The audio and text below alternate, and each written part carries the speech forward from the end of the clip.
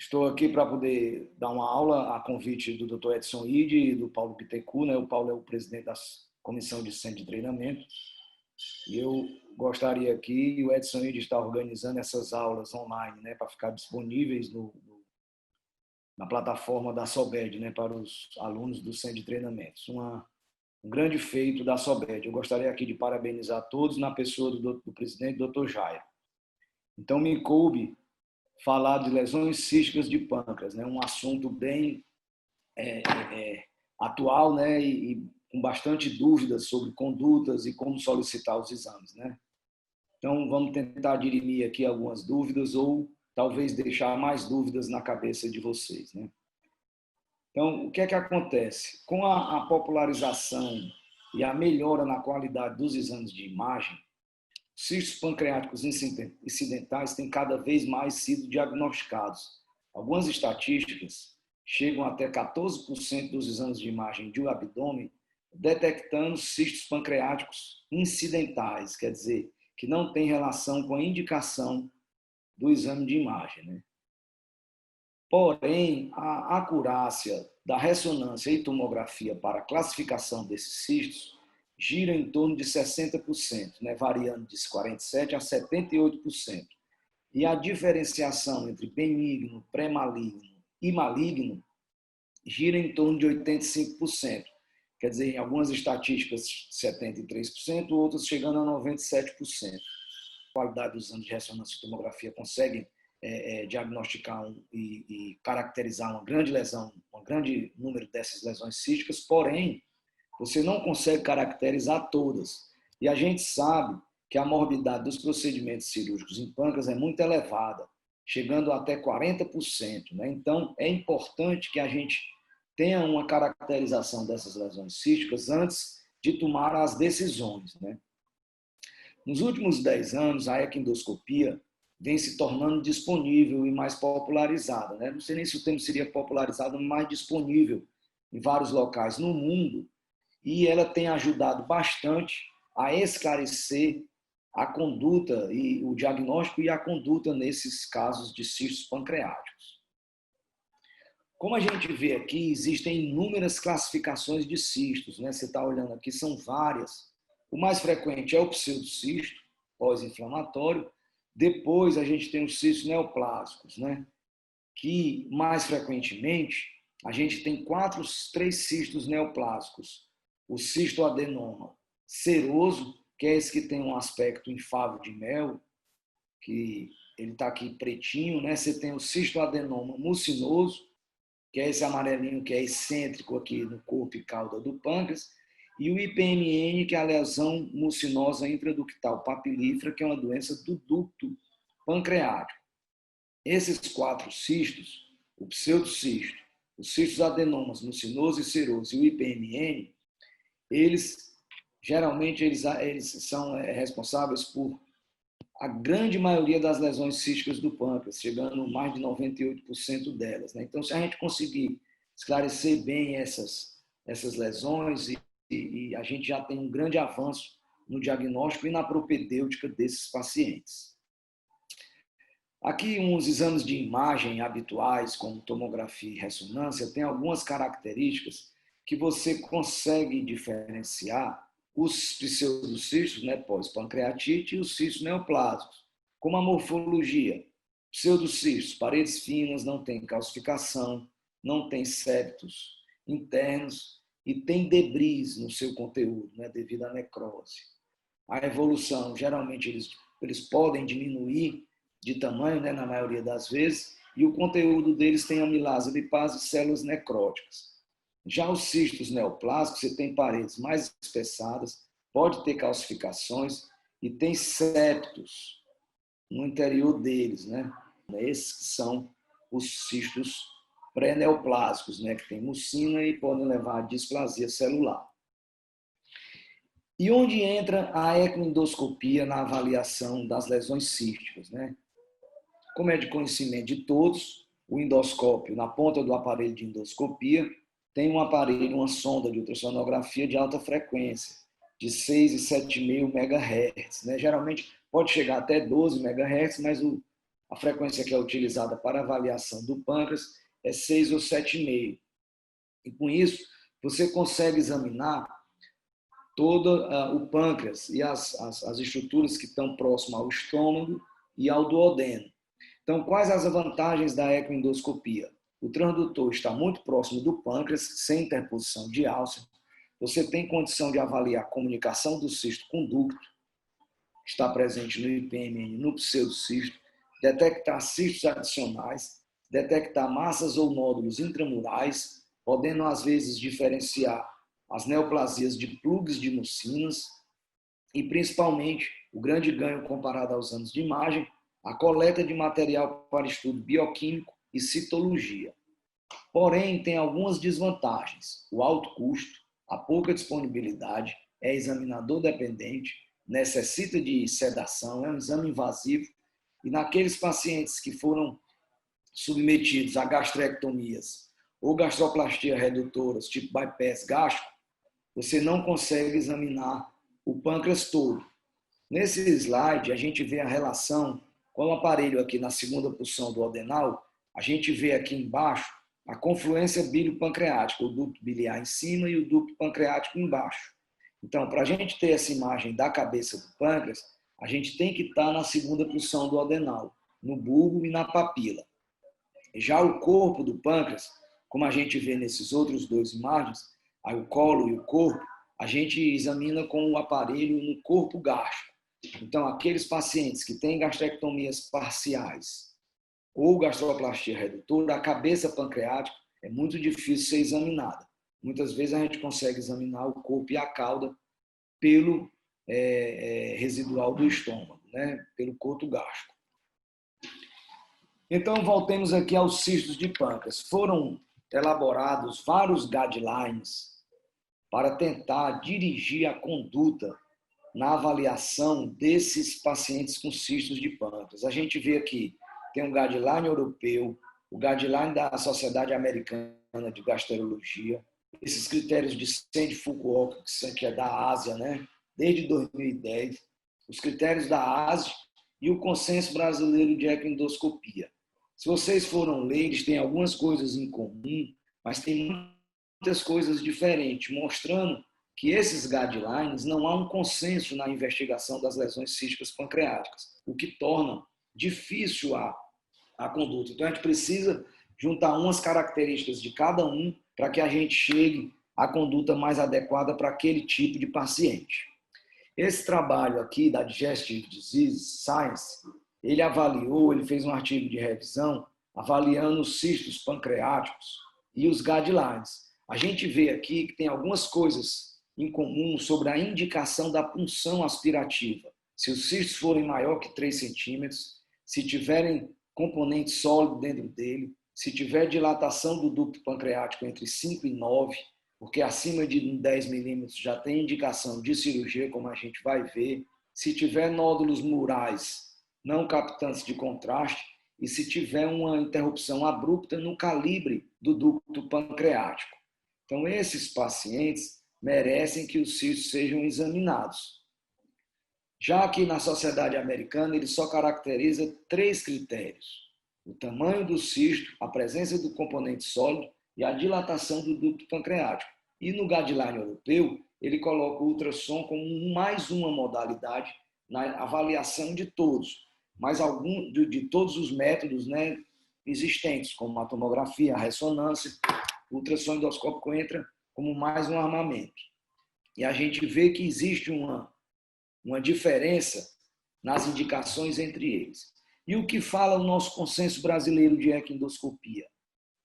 Quando a gente pega o tópico aqui do uso da ecoendoscopia no cisto incidental de pâncreas, quando se faz essa pergunta, quando a ecoendoscopia está indicada para avaliação do cisto incidental pancreático? A resposta está indicada quando o cisto pancreático incidental identificado e permanece com morfologia determinada. Teve um nível de evidência 4 e um grau de recomendação 6, 100% dos votos. Então, você só deve realizar a ecoendoscopia se a caracterização do cisto não estiver totalmente determinada pela ressonância magnética. Nesse caso de cisto incidental que você não viar. Quando você vai puncionar o cisto de pâncreas? Então, foram alguns critérios que foram colocados. Cistos de morfologia indeterminada, como foi colocado na pergunta anterior, quando ele for maior que 15 milímetros, diferente dos outros consensos, considera maior que 3 centímetros, com suspeita de nódulo ou vegetação, com parede irregular ou espessada, mudança abrupta do calibre do ducto pancreático no cisto e diâmetro do ducto pancreático entre 5 e 9. Então, esses são os critérios de preocupação, né? Que podem ter esse cisto, algum grau de neoplasia ou displasia. Então, tem uma recomendação C e um nível de evidência 4. Porém, o nosso consenso faz algumas notas. A punção não está indicada quando a morfologia do cisto for característica de cistoadenoma seroso, independente de tamanho. O risco-benefício deve ser avaliado quando a presença de vasos ou ducto pancreático no trajeto da agulha, quer dizer, se no trajeto da agulha tiver vasos ou ducto pancreático, que aumenta a chance de pancreatite, e se tiver uma distância de mais de 10 milímetros de parênquima normal até o cisto. Isso pode aumentar a taxa de complicação da punção. Antibiótico profilaxia é indicado em todos e o material aspirado deve ser encaminhado para citologia, dosagem de CEA, amilase e glicose. Deles, o mais importante é o CEA. Então, se por acaso vier pouco material, você deve enviar para o CEA. E no futuro, a avaliação molecular, uma pesquisa de Carras e Genas, provavelmente vai estar disponível e vai trazer um benefício muito grande. Já a Associação Americana de Gastroenterologia, em 2016, ela estudando a análise do líquido do cisto, ela encontrou que a especificidade da citologia é de 100%, muito alta. Porém, a sensibilidade é baixa. Para cistos mucinosos, somente 30% a 50% deles será diagnosticado pela citologia. E malignidade, somente 20%. Então, a citologia deve ser feita, mas tem uma sensibilidade baixa. E a análise do CEA? O CEA, pessoal, ficar bem atento, não é o CA199. Quando a gente funciona o líquido do cisto, funciona o cisto pancreático, o líquido deve ser examinado para dosar o CEA. O CEA, ele tem como objetivo diferenciar mucinoso de não mucinoso. Se ele for abaixo de 5 nanograma por ml, tem 94% de valor preditivo positivo para cistoadenoma seroso ou pseudocisto, quer dizer, cisto não mucinoso. Se ele for acima de 92, tem 80% de acurácia para mucinoso, né? Confirmando, diferenciando o mucinoso do não mucinoso. Se for acima de 800, o valor preditivo positivo para mucinoso vai para 94%. Então, lembrando que o CEA tem um intervalo grande entre 5 e 192, que não dá para diferenciar de mucinoso para não mucinoso, e que quando ele é acima de 800, tem um valor preditivo positivo muito alto para mucinoso. E ele não se correlaciona com displasia ou malignidade, somente diferenciar mucino, a presença de mucina ou não. Já a amilase ela vai estar elevada nas lesões císticas com comunicação com o ducto pancreático. São elas IPMN ou pseudocisto. A glicose tem sido utilizada nos últimos anos, mostrando que tem uma correlação dela com a mucina. O cutoff ainda não foi bem definido, provavelmente abaixo de 50%. Tem uma sensibilidade de 58% e uma especificidade de 96%. E a acurácia de 69%. Então, a glicose parece que vai ser uma boa ferramenta aí no diagnóstico. Quando você associa a glicose com o CEA, a sensibilidade aumenta para 95% e a especificidade para 85%, com a acurácia de 93%, mostrando que essa associação é muito boa para diferenciar mucinoso de não mucinoso.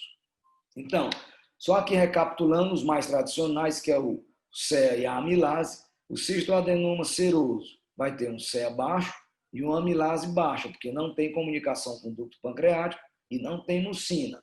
Já o pseudocisto, o CEA é baixo, porém a amilase é elevada porque tem comunicação com o ducto pancreático. O cistoadenoma mucinoso, o CEA vai ser bem elevado, acima de 192, porém a amilase é normal. E o IPMN vai ter tanto a amilase como o CEA elevados.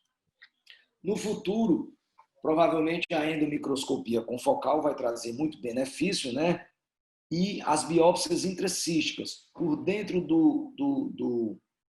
da agulha 19 de punção, você pode passar uma pinça, que é a pinça de Murray, e biopsiar a parede do cisto. Isso tem se utilizado e tem mostrado um bom resultado. E as análises moleculares do aspirado, como eu já falei, Carras e GNAS, né? Mas isso ainda é muito em protocolo de pesquisa. O pseudo-inflamatório será abordado em outra aula, né, das coleções peripancreáticas. Mas toda vida que a gente estiver diante de uma lesão suspeita de pseudocisto, você tem que fazer 3 perguntas principalmente. Primeiro, se realmente é pseudocisto. Depois, se ele é sintomático para decidir conduta. E aí, depois, se você vai decidir se vai ser essa conduta, vai ser com abordagem percutânea, endoscópica ou cirúrgica. E o que fazer nas cirurgias, quando fazer cirurgia nos cistos de pâncreas? Então, a gente deve responder as seguintes perguntas. Tem câncer? O cisto é pré-canceroso? Qual a localização do cisto? Uma cirurgia na cabeça do pâncreas é diferente de uma cirurgia na cauda. O paciente, ele tem condições clínicas de ser operado? Também isso é importante para que você decida qual conduta tomar. No cistoadenoma seroso, quando a gente consegue caracterizar bem ele, geralmente faz só acompanhamento. A malignização é extremamente rara. Você só deve abordar cirurgicamente os sintomáticos, geralmente acima de 4 centímetros, ou aqueles que têm um aumento de tamanho. Em 2011, Cachab descreveu o cistoadenoma seroso localmente invasivo, mas é muito raro, certo? Na grande maioria das vezes, cistoadenoma seroso é só acompanhamento. Já o cistoadenoma mucinoso, lembrando, o cistoadenoma mucinoso, ele acomete o corpo e a cauda e é bastante raro no homem, né? Ele não acomete a cabeça. E ele é uma lesão pré-cancerosa. E como fatores de risco, a gente tem o tamanho acima de 4 centímetros, presença de nódulos intramurais, calcificações periféricas e a idade do paciente, né? Quanto mais velho, pode aumentar a chance de neoplasia. O cistoadenoma mucinoso, ele geralmente acomete entre os 50 e 60 anos de idade. Alguns serviços acham que você pode acompanhar. Outros, como esse guidelines aqui da International Associates Pancreatology, deve ser realizado cirurgia em todos, já que é uma lesão pré-cancerosa e em pacientes jovens, né, entre os 50 e 60 anos, e a cirurgia corpo e cauda de pâncreas é uma pancreatectomia parcial. O mais complicado são os IPMNs, né? Os IPMNs são aquelas lesões ductais, eles podem se dividir em PMNs de ducto primário e de ducto principal e de ducto secundário. E aí você definir o que fazer com esses pacientes é muito difícil. Então, Fukuoka criou os critérios de Fukuoka, que geralmente é o que é mais utilizado no mundo. Então, a primeira pergunta que ele faz é se algum dos estigmas de alto risco para neoplasia está presente.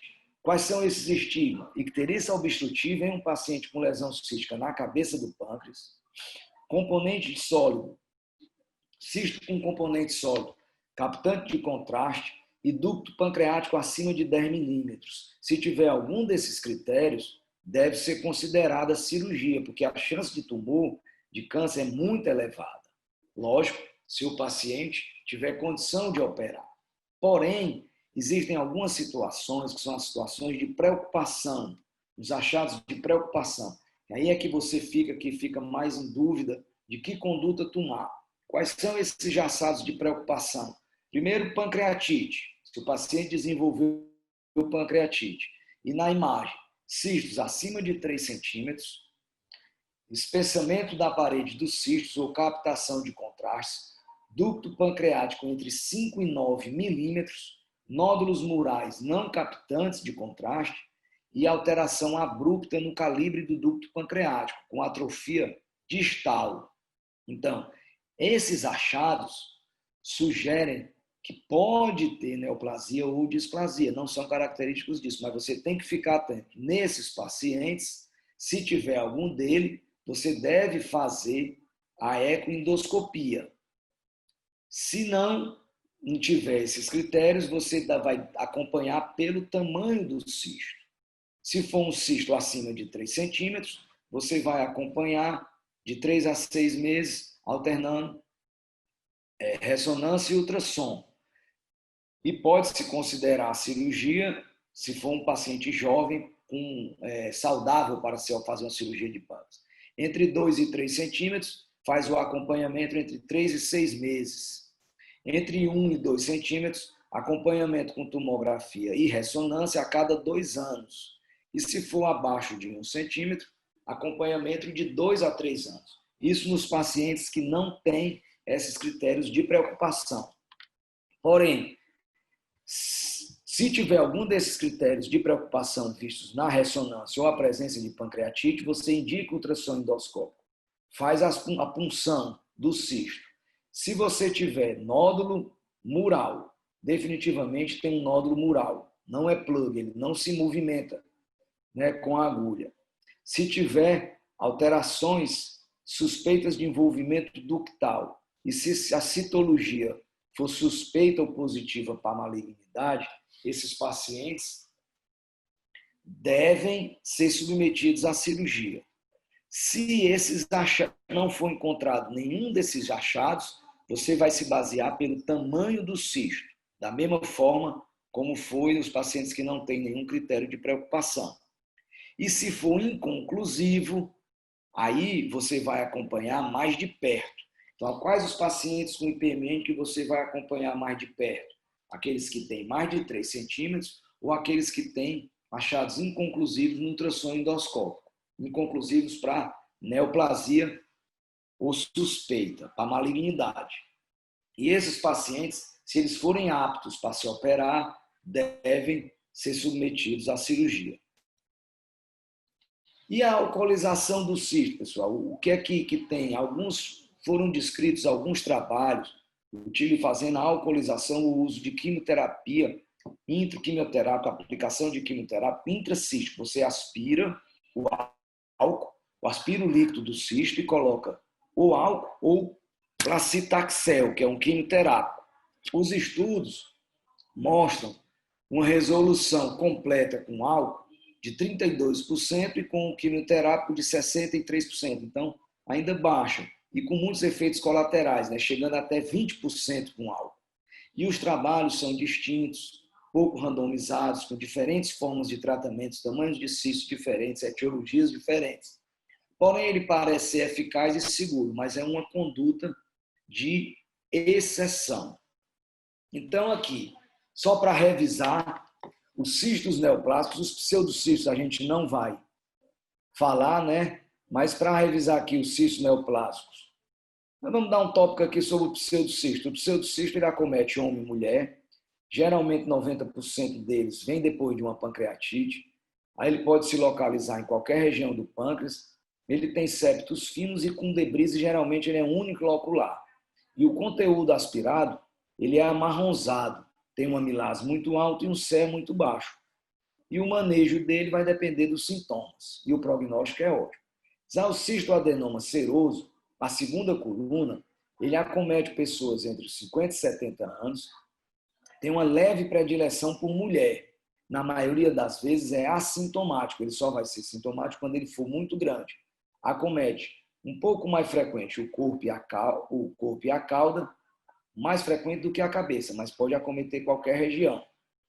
Geralmente ele é microcístico e tem um aspecto também favo de mel, certo? Eles são vários pequenos cistos juntos, né? Vários pequenos cistos. E tem septos nele, inclusive com hiperecogenicidade central, que é uma cicatriz. Isso é característico do cistoadenoma seroso. O aspirado vem sanguinolento ou muitas vezes citrino e tem uma amilase baixa e um CE baixo. Só vai operar se for sintomático e o prognóstico dele é excelente, provavelmente não precisa de follow-up. O cistoadenoma mucinoso, aqui só lembrando algumas características dele. A idade de acometimento entre os 40 e 60 é muito mais frequente em mulheres, 20:1, quer dizer, é raro em homem. Na maioria das vezes é assintomático, ele acomete o corpo e a cauda. Geralmente ele é um cisto único, unilocular, grande, na cauda, sem comunicar corpo e cauda, sem comunicação com o ducto pancreático. Então é um cisto grande, macrocístico. Quando você funciona, vê um líquido viscoso, porque é rico em mucina, vai ter uma amilase baixa e um CEA elevado. A ressecção, como a gente já viu, quando os cistos são acima de 3 centímetros, ou tem conteúdo sólido dentro deles, ou uma citologia atípica. E o prognóstico vai depender se você operou ele na condição pré-neoplásica ou na neoplásica. E o IPMN, por último, ele acomete tanto homem como mulher, também de 50 a 70 anos, aproximadamente 70% dos pacientes é sintomático, pode ter pancreatite por entupimento, obstrução do ducto pancreático pelos plugs de mucina, acomete mais frequentemente a cabeça, mas pode acometer o corpo e a cauda. Geralmente, ele é unilocular, macrocístico e tem conexão com o ducto pancreático. E muitas vezes o ducto pancreático está dilatado. O conteúdo aspirado, também viscoso, e ele tem amilase alta e CEA elevado. E a ressecção vai depender daqueles critérios de Fukuoka, né? Lembrando que o ducto IPMN ele pode ser de ducto principal e de ducto secundário ou misto, quando tem os dois ductos. O de ducto principal maligniza muito mais frequentemente do que o de ducto secundário. Bem, pessoal, e como último slide aqui, a conclusão, né? O que é que a gente pode tirar como conclusão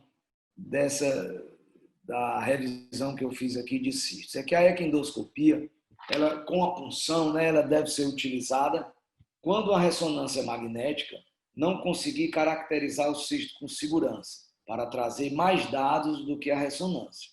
Quando você funciona, o marcador mais importante é o CEA, para analisar o líquido, o fluido aspirado pela punção.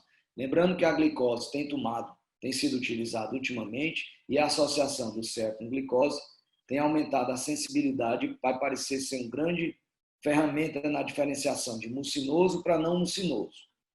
E com relação à decisão de conduta do paciente, a análise da equindoscopia com punção deve ser sempre feita juntamente com as imagens da ressonância ou da tomografia, a avaliação clínica e a avaliação cirúrgica. Tá bom, pessoal? Então, sempre uma decisão multidisciplinar. Muito obrigado. E aqui, por último, eu faço sempre uma referência aqui a meu mestre, a Dr. Pessoa, que muito me ensinou na vida, tanto medicina como ética médica. Aqui uma frase dele é que o paciente é paciente por obrigação e o médico é por opção. Então, nós temos uma obrigação de sempre nos atualizarmos, nos reciclarmos e estamos sempre oferecendo o que há de melhor para o paciente. Muito obrigado e eu espero que tenha sido muito útil essa aula para engrandecer o conhecimento de vocês. Um abraço.